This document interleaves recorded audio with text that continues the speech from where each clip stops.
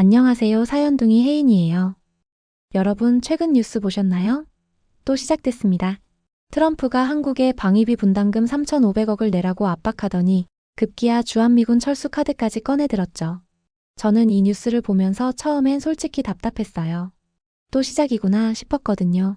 그런데 이번엔 뭔가 달랐습니다. 미국 국방부가 직접 나서서 트럼프를 제동했거든요.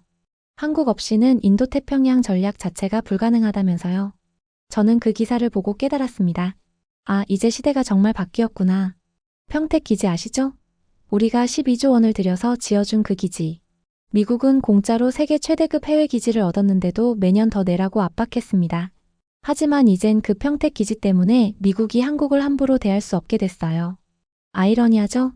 저는 오늘 여러분께 들려드리고 싶은 이야기가 있습니다.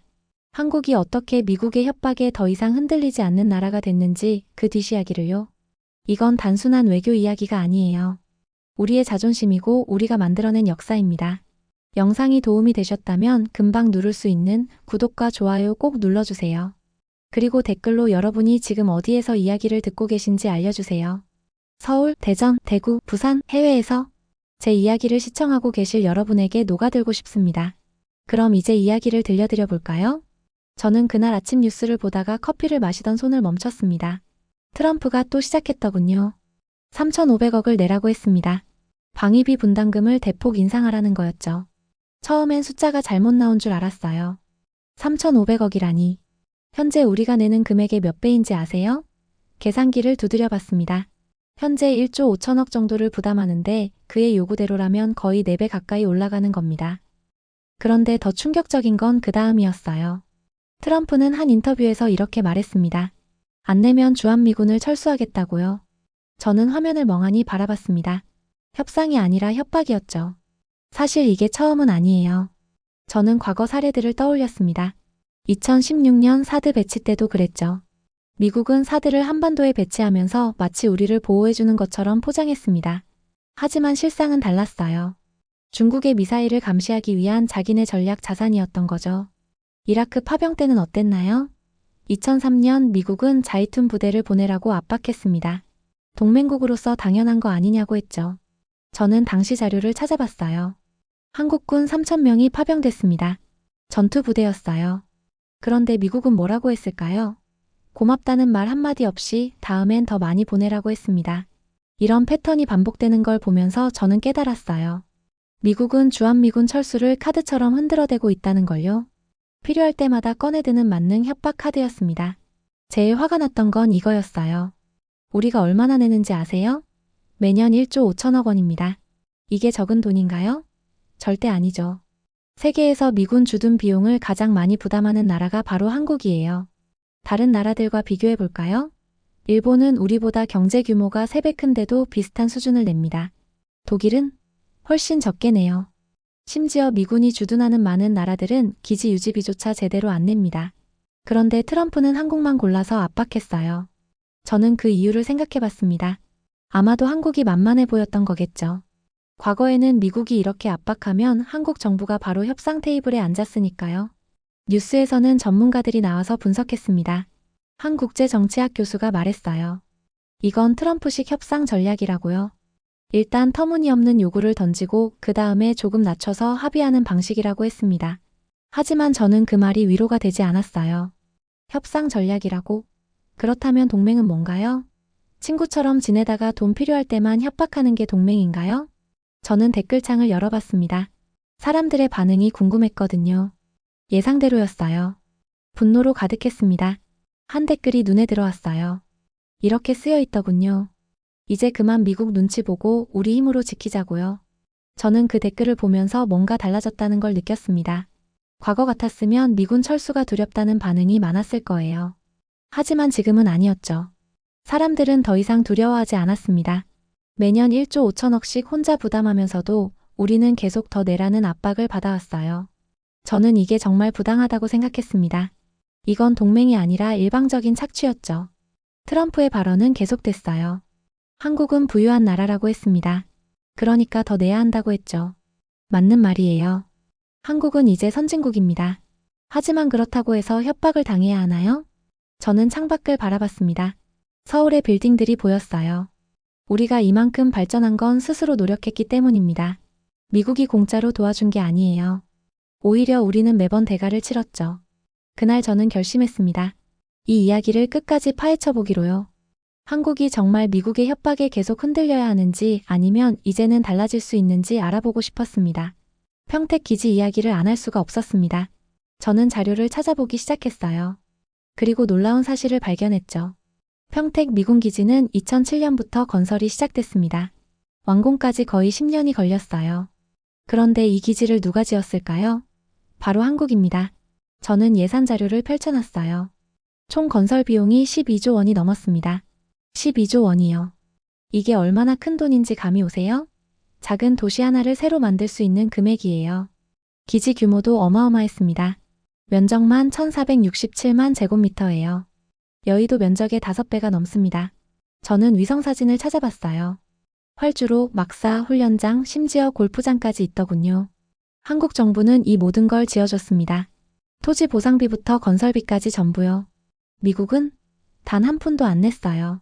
그냥 들어와서 쓰기만 하면 됐죠. 저는 과거 미군 기지 이전 협상 기록을 읽어봤습니다. 2004년 한미 정상회담에서 합의됐더군요. 당시 미국 측은 이렇게 말했어요.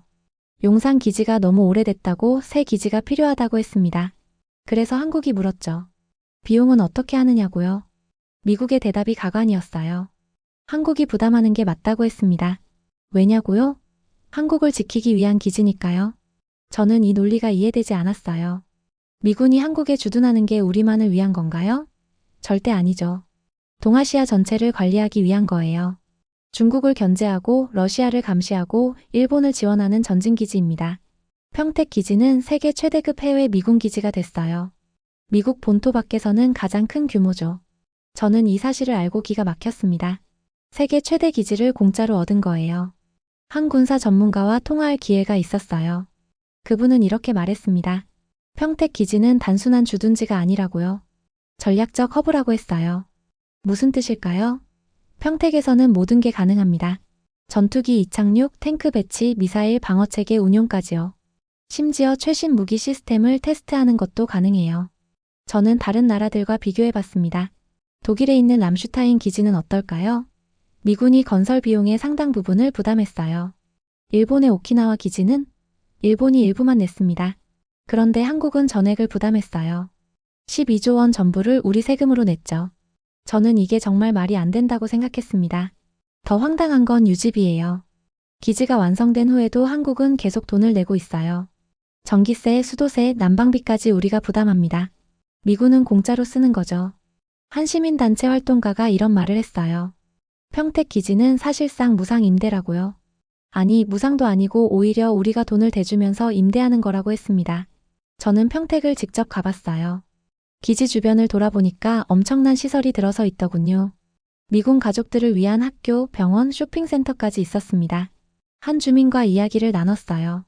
그분은 이렇게 말했어요.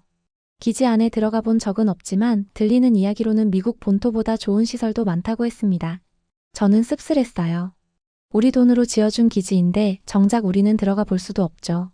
심지어 그 기지가 얼마나 중요한지조차 제대로 모르고 살았습니다. 평택 기지의 전략적 가치는 엄청납니다. 미국 입장에서는 황금알을 낳는 거위예요. 공짜로 얻은 세계 최대 기지니까요. 저는 미 국회 예산 보고서를 찾아봤어요. 놀라운 내용이 있더군요. 미국 국방부는 평택 기지 덕분에 연간 수십억 달러를 절약한다고 적혀 있었습니다. 절약이요? 우리가 다 내주는데 절약이라고 표현하다니요. 저는 이 대목에서 정말 화가 났어요. 한국은 단순히 방위비를 분담하는 게 아니었습니다. 우리는 사실상 기지 제공국 역할을 했죠. 토지도 주고 건물도 지어주고 유지비까지 대주는 나라예요. 그런데 미국은 이런 한국에게 뭐라고 할까요?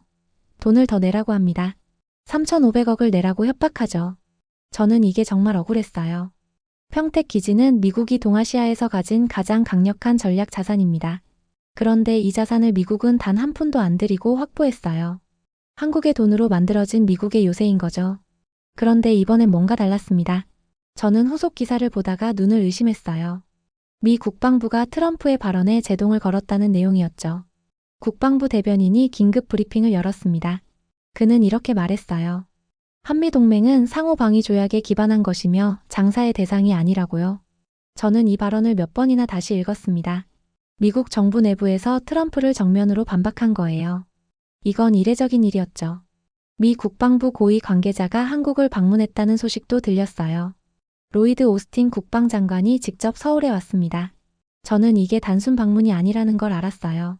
오스틴 장관은 한국 국방부 장관과 회담했어요. 그 자리에서 뭐라고 했을까요? 주한미군 철수는 검토 대상이 아니라고 분명히 말했습니다. 저는 이 장면이 상징적이라고 생각했어요. 트럼프가 철수를 협박카드로 쓰는 동안 정작 군대를 책임지는 국방부는 정반대 입장이었던 거죠. 미 합동참모본부 의장도 발언했습니다. 그는 기자회견에서 이렇게 말했어요. 한국은 인도-태평양 전략의 핵심 동맹국이라고요. 한국 없이는 지역 안보를 유지할 수 없다고 했습니다. 저는 이 말의 무게를 느꼈어요. 과거 같았으면 미국이 이런 말을 했을까요? 아마 안 했을 겁니다. 한국이 필요하다는 걸 공개적으로 인정하지 않았죠. 그런데 지금은 달랐어요. 미국 국방부는 한국의 중요성을 노골적으로 드러냈습니다. 왜 그랬을까요? 저는 미 국방부 내부 문건을 접할 수 있었어요. 한 소식통이 제공해준 자료였죠. 거기에는 충격적인 내용이 담겨 있었습니다. 국방부 전략기획국은 이렇게 분석했어요. 만약 주한미군이 철수하면 동아시아 전체의 세력 균형이 무너진다고요. 중국이 즉시 영향력을 확대할 거라고 했습니다. 일본도 불안해질 거라고 했어요. 한국에 미군이 없으면 일본 방어선이 후퇴하는 거니까요. 대만은 더 위험해지겠죠. 미국의 개입 능력이 약해지니까요. 결론은 명확했습니다. 주한미군 철수는 미국 국익에 치명적이라는 거였어요. 저는 이 문건을 읽으면서 아이러니를 느꼈습니다. 미국이 한국에 주둔하는 건 한국을 지켜주기 위해서가 아니었어요. 미국 자신의 전략 때문이었죠.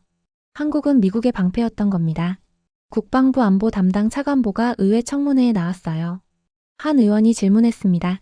한국이 방위비를 더 안 내면 정말 철수해야 하느냐고요. 차관보의 대답이 인상적이었어요. 그는 이렇게 말했죠. 한국 주둔은 비용의 문제가 아니라 안보 전략의 문제라고요. 돈 때문에 철수를 결정할 사안이 아니라고 했습니다. 저는 이 청문회 영상을 봤어요. 의원들 대부분이 고개를 끄덕이더군요. 심지어 트럼프를 지지하는 공화당 의원들조차 동의하는 분위기였습니다. 한태혁 장성이 방송에 나와서 이런 말을 했어요. 주한미군이 철수하면 미국은 아시아에서 눈과 귀를 잃는 것과 같다고요. 평택 기지에서 중국 연안까지는 불과 몇백 킬로미터예요. 정찰 자산을 배치하기 최적의 위치죠. 만약 이 기지를 포기하면 미국은 중국을 감시할 수 없게 됩니다. 북한 핵 문제도 마찬가지예요. 주한미군이 없으면 북한의 움직임을 실시간으로 파악하기 어려워요. 미사일 발사 징후를 빠르게 탐지하려면 가까운 곳에 있어야 하거든요. 저는 이런 사실들을 정리하면서 깨달았습니다. 미국 국방부가 트럼프를 제동한 건 한국을 위해서가 아니었어요. 미국 자신을 위한 거였죠. 하지만 결과적으로 이건 한국에게 유리했습니다. 과거에는 미국이 떠날 수 있다는 위협이 먹혔어요. 한국이 두려워했으니까요. 그런데 이제는 아니에요. 미국 스스로가 떠날 수 없다고 인정했습니다. 국방부가 공개적으로 한국의 중요성을 강조했죠. 어느 국제 정치학자가 칼럼에 이렇게 썼어요. 한미동맹의 본질이 바뀌었다고요. 과거에는 한국이 약해서 미국이 필요했다면 지금은 한국이 중요해서 미국이 필요하다고 했습니다. 저는 이 표현이 정확하다고 생각했어요.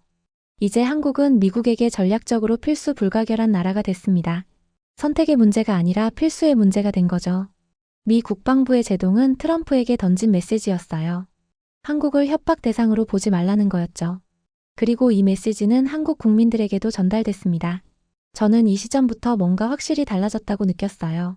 한국이 더 이상 약한 나라가 아니라는 걸 미국조차 인정하기 시작한 거죠. 그럼 이제 한국의 실력을 볼 차례였습니다. 저는 국방력 자료를 파헤치기 시작했어요. 1990년대 한국군은 어땠을까요? 저는 옛 자료를 찾아봤습니다. 당시 한국은 세계 군사력 순위 12위권이었어요. 북한과 겨우 대등한 수준이었죠. 주력 전투기는 미국에서 사온 F4 팬텀이었습니다. 1960년대에 만들어진 구형 기종이에요. 탱크도 낡았고 잠수함은 몇 척 없었죠. 한태혁 장군이 회고록에 이렇게 썼어요. 당시엔 미군 없이는 전쟁을 치를 수 없었다고요. 작전권도 없었고 무기 체계도 모두 미국에 의존했다고 했습니다. 저는 그 시절을 떠올리면서 씁쓸했어요. 정말 우리는 스스로를 지킬 수 없는 나라였구나 싶었죠. 그런데 지금은요? 2025년 기준 한국군은 세계 5위권 전력입니다. 믿기지 않죠? 저도 처음엔 과장인 줄 알았어요. 하지만 사실이었어요. 글로벌 파이어파워라는 군사력 평가 기관의 자료를 봤습니다. 한국은 미국, 러시아, 중국, 인도 다음이었어요. 뭐가 달라진 걸까요? 저는 세부 항목을 들여다봤습니다. 먼저 전투기부터 봤어요. 한국은 F-35 스텔스 전투기를 60대 넘게 보유하고 있습니다. F-35요? 이건 세계 최신 기종이에요. 북한은 물론이고 주변국 대부분이 탐지도 못하는 전투기죠. 저는 공군 관계자에게 물어봤어요. 정말 그렇게 대단하냐고요? 그분은 이렇게 대답했습니다. F-35 한 대면 구형 전투기 10대를 상대할 수 있다고요. 스텔스 성능 때문에 먼저 발견하고 먼저 공격할 수 있다고 했어요. 잠수함도 놀라웠어요. 한국은 세계에서 몇 안 되는 자체 잠수함 건조 국가입니다. 장보 고급 손원 1급 잠수함을 직접 만들어요. 심지어 수출까지 합니다. 인도네시아가 한국 잠수함을 샀어요. 저는 이 사실을 알고 자랑스러웠습니다. 과거엔 사오기만 하던 우리가 이제는 파는 나라가 됐다니요. 자주포 이야기를 안 할 수가 없죠. 한국의 K9 자주포는 세계 베스트셀러예요. 폴란드가 무려 수백 대를 주문했습니다. 왜 K9를 사가요? 저는 폴란드 국방부 관계자 인터뷰를 읽어봤어요. 그는 이렇게 말했습니다. K9은 가격 대비 성능이 최고라고요. 독일제보다 싸면서도 품질은 동등하다고 했어요. 노르웨이, 에스토니아, 호주까지 K9을 샀습니다. 저는 세계 지도에 수출국을 표시해봤어요. 유럽에서 아시아, 오세아니아까지 퍼져 있더군요. 전차도 마찬가지예요. K2 흑표 전차는 세계 최강급입니다. 독일의 레오파르트, 미국의 에이브람스와 어깨를 나란히 하죠. 한무기 전문가가 말했어요. K2의 자동 장전 시스템은 세계 최고 수준이라고요. 분당 발사 속도가 엄청나다고 했습니다. 그런데 제일 놀라운 건 포탄 생산 능력이었어요. 우크라이나 전쟁이 터지면서 세계는 포탄 부족에 시달렸습니다. 미국도 예외가 아니었어요. 그때 한국이 나섰죠. 미국은 한국에 포탄을 요청했어요. 저는 이 뉴스를 보면서 격세지감을 느꼈습니다. 과거엔 미국에서 무기를 사오던 나라가 이제는 미국에 무기를 공급하다니요. 이게 정말 현실인가 싶었어요. 한국은 연간 수십만 발의 포탄을 생산할 수 있습니다. 미국보다 생산 능력이 높아요. 하나디펜스 같은 방산업체들이 24시간 풀가동으로 만들어내죠. 폴란드는 한국에 포탄 공장까지 지어달라고 했어요. 기술 이전을 요청한 겁니다. 저는 이게 얼마나 대단한 일인지 알았어요. 무기는 아무에게나 안 팔아요. 신뢰할 수 있는 나라, 기술력 있는 나라에만 주문하죠. 한국이 그 수준에 올라선 겁니다. 방산 수출액도 놀라웠어요. 2024년 기준 200억 달러를 넘었습니다. 이게 얼마냐면 한국을 세계 10위권 무기 수출국으로 만든 금액이에요. 저는 방산 전시회 영상을 봤어요. 유럽과 중동의 바이어들이 한국 부스에 몰려 있더군요.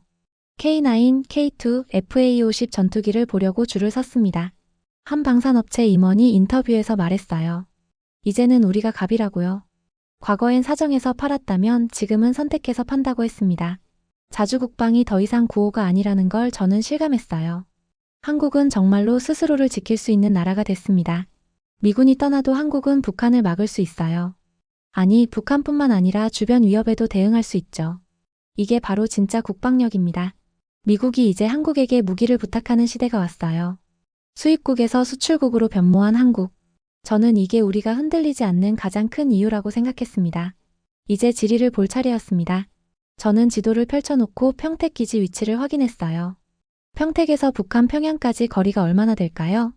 대략 200km입니다. 서울에서 부산 가는 것보다 가까워요. 중국 베이징까지는요? 약 950km예요. 전투기로 1시간이면 도착합니다. 상하이는 더 가깝죠. 800km밖에 안 돼요. 러시아 블라디보스토크까지는 1000km 남짓이에요. 저는 이 거리들을 계산하면서 소름이 돋았습니다. 평택에서 반경 500km만 그으면요? 북한 전체, 중국 주요 도시, 러시아 극동 지역이 다 들어갑니다. 일본 주요 도시들도 포함돼요. 한 군사 전문가가 이렇게 말했어요. 평택은 동아시아 전체를 커버할 수 있는 완벽한 요충지라고요. 미국 입장에서 생각해봤습니다. 중국을 견제하려면 어디에 기지가 있어야 할까요? 너무 멀면 소용없어요. 너무 가까우면 위험하죠. 평택은 딱 적당한 거리예요. 중국 연안을 감시하기에 완벽한 위치입니다. 정찰기를 띄우면 중국 해군 동향을 실시간으로 파악할 수 있어요. 전술핵 배치도 가능합니다. 저는 과거 자료를 찾아봤어요. 1990년대까지 평택에는 실제로 전술핵이 있었어요. 지금은 철수했지만 언제든 다시 배치할 수 있습니다. 필요하면 며칠 만에 가져올 수 있는 거리죠. 이게 바로 평택의 전략적 가치예요. 미사일 방어체계도 평택이 핵심입니다. 사드를 비롯한 각종 요격 미사일이 여기 배치돼요. 북한 미사일을 막는 건 물론이고 중국 미사일도 감시합니다. 저는 미 국방부 전략 문서를 봤어요. 거기엔 이렇게 적혀 있었습니다. 평택 기지는 인도태평양 전략의 거점이라고요. 인도태평양 전략이 뭘까요? 미국이 중국을 포위하는 계획이에요. 일본, 한국, 필리핀, 호주를 연결하는 방어선을 만드는 거죠. 이 방어선에서 한국의 역할은 절대적입니다. 일본만으로는 부족해요. 일본은 중국과 너무 가까워서 1차 방어선이 될 수 없어요. 필리핀은요? 너무 남쪽이에요. 중국 북부를 커버하기 어렵죠. 결국 한국이 핵심입니다. 한미국 싱크탱크 보고서가 충격적이었어요. 만약 평택 기지를 잃으면 인도 태평양 전략 전체가 무너진다고 분석했습니다. 왜 그럴까요? 평택 없이는 중국을 제대로 견제할 수 없기 때문이에요. 일본에서만 작전하면 커버리지가 너무 좁아요. 게다가 일본 국민 정서도 문제예요. 일본에서 미군 기지 확장하려면 엄청난 반대에 부딪힙니다. 오키나와 주민들은 미군 철수를 요구하죠. 하지만 한국은 달라요. 물론 반대 여론도 있지만 전략적 필요성에는 대체로 동의해요. 평택 기지 확장도 큰 저항 없이 진행됐죠. 저는 이게 미국에게 얼마나 중요한지 깨달았습니다. 한국은 단순한 동맹국이 아니에요. 미국의 아시아 전략 전체를 떠받치는 기둥입니다. 공군 기지로서의 가치도 엄청나요. 평택에서 전투기가 이륙하면 1시간 안에 중국 상공에 도달합니다. 이건 엄청난 전략적 이점이에요. 해군 지원도 가능해요. 평택항은 대형 군함이 정박할 수 있는 항구예요. 항공모함 전단이 보급받으러 오기도 하죠. 한 해군 전문가가 말했어요. 평택은 사실상 미 해군의 전진 보급 기지라고요.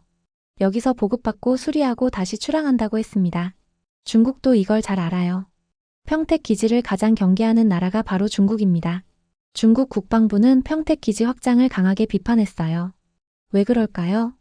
평택이 중국에게는 목에 걸린 가시이기 때문이에요.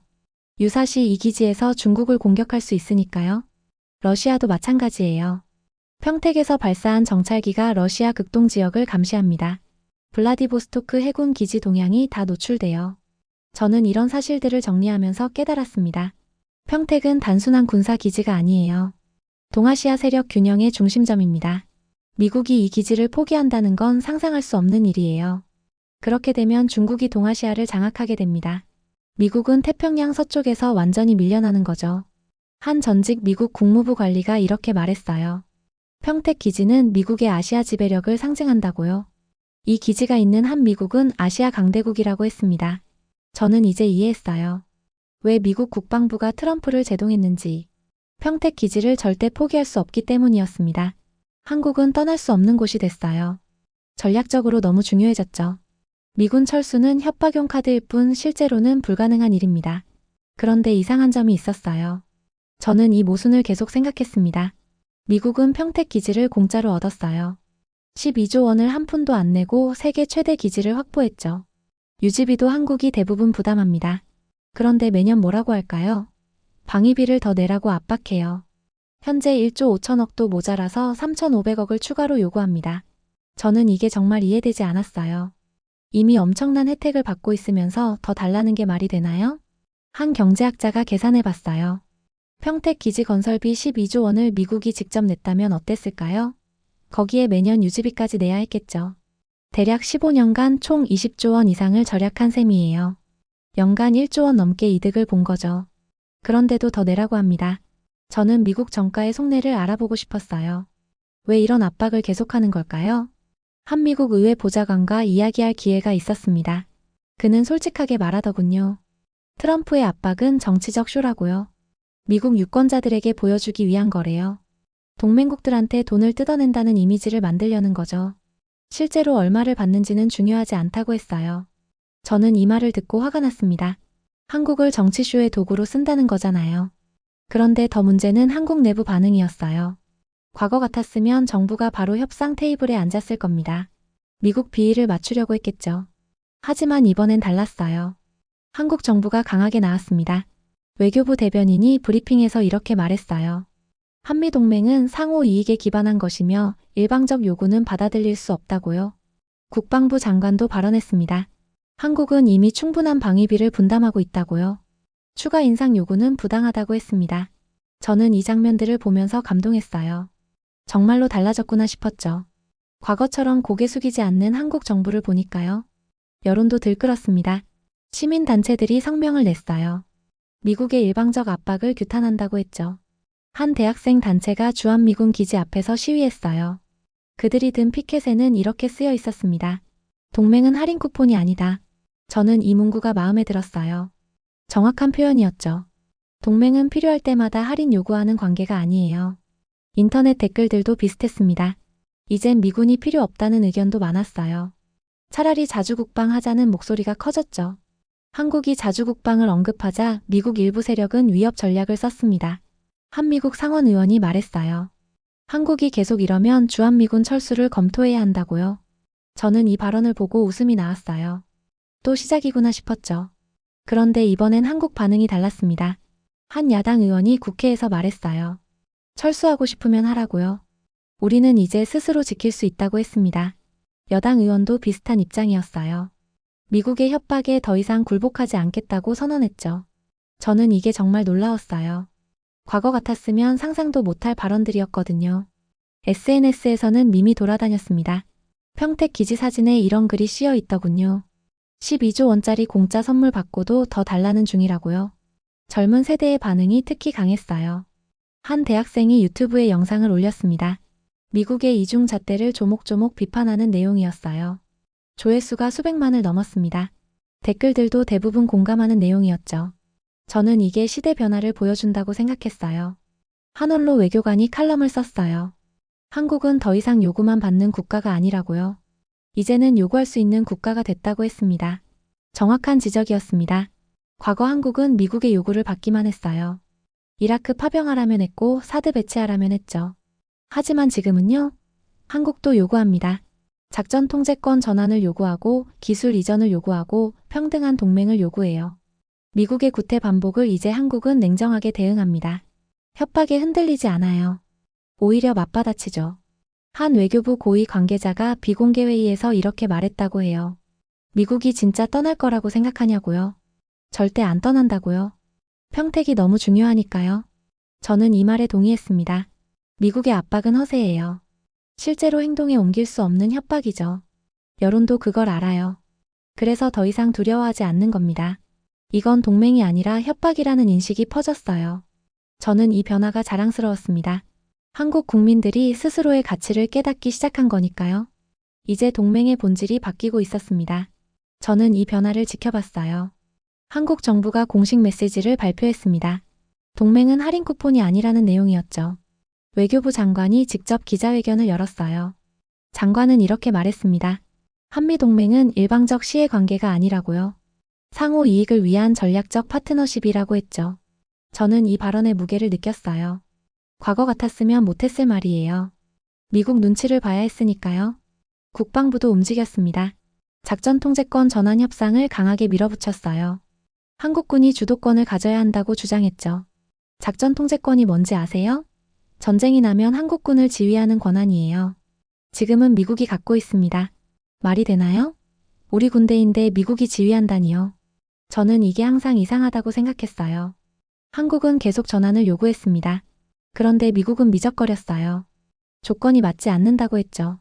하지만 이번엔 한국이 물러서지 않았습니다. 국방부 장관이 미국 측과 회담에서 강력히 요구했어요. 더 이상 미룰 수 없다고요. 무기 배치 조건도 바뀌었습니다. 과거엔 미국이 원하는 무기를 한국 땅에 마음대로 배치했어요. 한국 정부는 통보만 받았죠. 지금은요. 한국 동의가 필요합니다. 사전 협의를 거쳐야 하고 한국의 안보 이익에 부합하는지 검토해요. 한 국방 전문가가 말했어요. 이건 엄청난 변화라고요. 주권 회복의 첫걸음이라고 했습니다.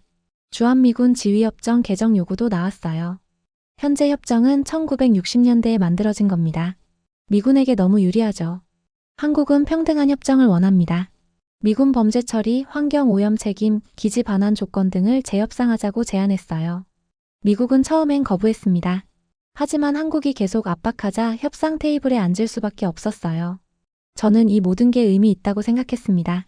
한국이 협상의 주체로 떠오른 거예요. 과거엔 미국이 일방적으로 정했습니다. 한국은 따르기만 했죠. 하지만 지금은 한국도 요구하고 거부하고 협상합니다. 한 정치학자가 논문을 썼어요. 한미동맹이 수직관계에서 수평관계로 전환되고 있다고 분석했습니다. 수직관계는 뭘까요? 위아래가 있는 거죠. 미국이 위, 한국이 아래. 명령하고 따르는 관계예요. 수평관계는요? 나란히 서는 겁니다. 동등한 파트너로서 협력하는 거죠. 서로 존중하고 서로 양보하고 서로 이익을 챙깁니다. 저는 이 분석이 정확하다고 봤어요. 실제로 미국의 태도가 달라지고 있었거든요. 미 국무부 고위 관계자가 서울에 왔을 때 했던 말이 인상적이었어요. 한국의 의견을 더 많이 듣겠다고 했습니다. 과거엔 통보만 했어요. 우리가 이렇게 하겠다고 일방적으로 알려줬죠. 지금은 한국 입장을 먼저 물어봅니다. 사드 배치 때와 비교해 볼까요? 2016년엔 미국이 일방적으로 결정하고 한국에 통보했어요. 한국 국민 의견은 고려하지 않았죠. 지금이라면 어땠을까요? 아마 사전 협의를 거쳤을 겁니다. 한국 국민 여론도 고려했을 거예요. 실제로 최근 무기 배치건들은 모두 한국과 협의를 거쳤습니다. 한국이 동의하지 않으면 진행되지 않아요. 이게 바로 상호 의존 동맹입니다. 한국도 미국이 필요하지만 미국도 한국이 필요해요. 어느 한쪽만 필요한 게 아니에요. 저는 미국 전략 문서를 봤습니다. 거기엔 이렇게 쓰여 있었어요. 한국은 인도-태평양 전략의 핵심 파트너라고요. 핵심 파트너요. 과거엔 그냥 동맹국이라고만 했어요. 지금은 핵심이라는 수식어가 붙습니다. 이건 한국의 위상이 올라갔다는 뜻이에요. 단순히 보호받는 나라가 아니라 함께 전략을 짜는 파트너가 된 거죠. 한미군 장성이 인터뷰에서 말했어요. 이제 미국이 한국의 전략에 맞춰 움직인다고요. 과거와 정반대죠. 예전엔 한국이 미국 전략에 맞췄어요. 지금은 미국이 한국을 고려합니다. 왜 그럴까요? 한국 없이는 전략이 작동하지 않기 때문이에요. 평택 기지, 군수 지원, 정보 공유 모두 한국이 핵심이에요. 당당한 동맹이라는 정체성이 확립됐습니다. 한국은 더 이상 약소국이 아니에요. 중견국을 넘어 강대국 문턱에 있는 나라죠. 저는 이 변화가 뿌듯했어요. 우리 세대가 만든 변화니까요. 과거엔 불가능했던 일들이 지금 일어나고 있습니다. 한국 젊은이들은 미국을 두려워하지 않아요. 존중하지만 비굴하지 않죠. 필요하면 협력하고 부당하면 반대합니다. 이게 바로 성숙한 동맹의 모습이에요. 저는 앞으로가 더 기대됩니다. 이제 모든 퍼즐이 맞춰졌습니다. 저는 왜 한국이 더 이상 흔들리지 않는지 알게 됐어요. 첫째, 국방력이 압도적 수준에 도달했습니다. 세계 5위권 전력이에요. F-35 스텔스 전투기, 최신 잠수함, K9 자주포까지. 북한은 물론이고 주변국 위협에도 충분히 대응할 수 있죠. 저는 국방력 통계를 다시 봤어요. 6회 공군 모두 첨단 무기로 무장했습니다. 과거와는 차원이 다른 수준이에요. 둘째, 군수력에서 미국조차 한국에 의존합니다. 포탄 생산 능력은 미국을 넘어섰어요. 우크라이나 전쟁 때 미국이 한국에 포탄을 요청했죠. 방산 수출액도 200억 달러를 넘었습니다. 전 세계가 한국 무기를 원해요. K9, K2, FA-50 전투기가 베스트셀러예요. 저는 이게 자랑스러웠어요. 수입만 하던 나라가 이제는 수출하는 나라가 됐으니까요. 셋째, 전략적 입지가 너무 중요합니다. 평택 기지는 미국의 인도-태평양 전략 핵심이에요. 반경 500km 안에 북한, 중국, 러시아가 다 들어와요. 미국은 이 기지 없이 동아시아 전략을 수행할 수 없어요. 중국 견제, 북한 감시, 일본 지원 모두 평택에서 시작됩니다. 저는 지도를 보면서 깨달았어요. 한국은 지정학적으로 대체 불가능한 위치에 있다는 걸요. 이 세 가지가 합쳐지니까 한국은 흔들리지 않게 됐습니다. 미국의 압박에도 꿋꿋하게 버틸 수 있어요. 트럼프가 주한미군 철수를 협박해도요. 이제 한국은 두렵지 않아요. 차라리 철수하라고 맞받아칠 수 있죠. 왜냐고요? 미국이 정말 떠날 수 없다는 걸 알기 때문이에요. 평택 기지를 포기하는 순간 중국이 동아시아를 장악합니다. 미 국방부가 직접 인정했잖아요. 한국 없이는 인도 태평양 전략이 불가능하다고요. 이게 바로 현실입니다. 저는 한 국제 정치학자와 통화했어요. 그분은 이렇게 말했습니다. 한국은 이제 미국에게 필수 국가라고요. 필수 국가요. 과거엔 선택받는 나라였어요. 미국이 선택해주길 바라는 입장이었죠. 지금은 필수가 됐습니다. 선택과 필수는 완전히 다릅니다. 선택은 안 할 수도 있어요. 하지만 필수는 반드시 있어야 해요. 없으면 안 되는 거죠. 평택 기지의 존재 자체가 한국 무시 불가능의 상징이 됐습니다. 저는 이게 아이러니라고 생각했어요. 미국이 공짜로 얻은 기지 때문에 오히려 한국을 무시할 수 없게 된 거잖아요. 그 기지가 너무 중요해져서 한국 없이는 못 사는 상황이 된 거예요. 한 군사 전문가가 칼럼을 썼습니다. 평택 기지는 한국의 약점이 아니라 강점이라고요. 과거엔 미군 주둔이 우리의 약점처럼 느껴졌는데 지금은 강점이 됐다고 했어요. 저는 그 말에 공감했습니다. 평택은 이제 우리의 협상 카드예요. 미국이 부당한 요구를 하면 평택을 언급하면 되죠. 실제로 한국 정부가 그렇게 했어요. 방위비 협상에서 한국 측은 이렇게 말했습니다. 평택 기지 가치를 고려하라고요. 12조 원짜리 기지를 공짜로 쓰면서 추가 비용을 요구하는 게 말이 되냐고 했죠. 미국은 할 말이 없었어요. 한국이 없으면 미국 전략이 무너진다는 현실을 이제 모두가 압니다. 미국 국방부도 알고 의회도 알고 전문가들도 알아요. 트럼프 혼자만 모르는 척하는 거예요. 아니, 알면서도 정치적 쇼를 위해 모른 척하는 거죠. 하지만 한국은 더 이상 속지 않습니다. 미국의 허세를 꿰뚫어봐요. 진짜 협박인지 가짜 협박인지 구분할 줄 압니다. 저는 댓글창을 다시 열어봤어요. 사람들 반응이 궁금했거든요.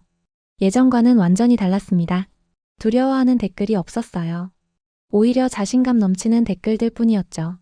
미군 철수하면 우리끼리 잘 살자는 의견도 많았어요. 물론 극단적인 의견이에요. 한미동맹은 여전히 중요하죠.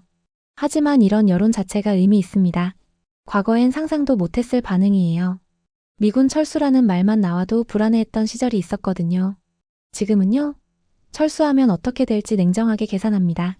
한국은 충분히 스스로를 지킬 수 있다는 자신감이 있어요. 그리고 무엇보다 미국이 못 떠난다는 걸 알아요. 평택이 너무 중요하니까요. 이게 바로 한국이 흔들리지 않는 이유입니다. 저는 처음 뉴스를 봤을 때로 돌아가 생각해봤어요. 트럼프의 협박에 답답했던 그때요. 하지만 이제는 달라요. 저는 자신 있게 말할 수 있습니다. 한국은 더 이상 협박에 흔들리지 않는다고요. 우리는 강한 국방력을 갖췄어요. 군수산업도 세계 최고 수준이죠. 전략적으로도 대체 불가능한 위치에 있습니다. 선택받는 나라에서 필수 국가로 자리매김했어요. 미국이 한국 없이는 동아시아 전략을 펼칠 수 없는 시대가 왔습니다. 평택 기지는 더 이상 우리의 약점이 아니에요. 오히려 우리의 가치를 증명하는 상징이 됐죠. 저는 이 모든 이야기를 정리하면서 뿌듯했습니다. 한국이 정말 성장했다는 걸 실감했거든요. 앞으로도 미국은 계속 압박할 거예요. 트럼프 같은 정치인들은 계속 나타나겠죠.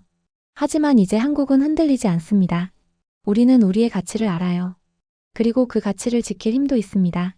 이게 바로 제가 여러분께 들려드리고 싶었던 이야기예요. 한국은 이제 당당한 나라가 됐습니다. 그 누구의 협박에도 흔들리지 않는 스스로 설 수 있는 나라 말이에요. 구독과 좋아요, 알람 설정은 영상을 만드는 데 큰 힘이 됩니다. 감사합니다.